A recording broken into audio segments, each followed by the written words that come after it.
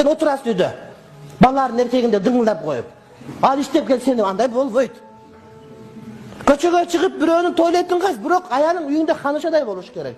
Ар бир аялдын укугушундай болуш керек.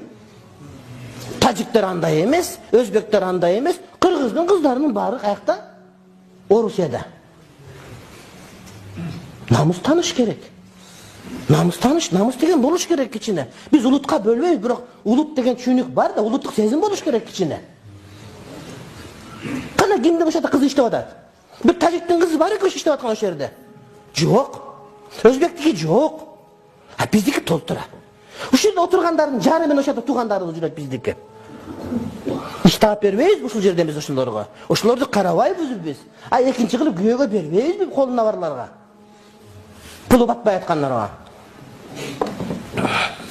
Намыс кичине ойгонуш керек, уят туугандар. Шермендечилик бул деген.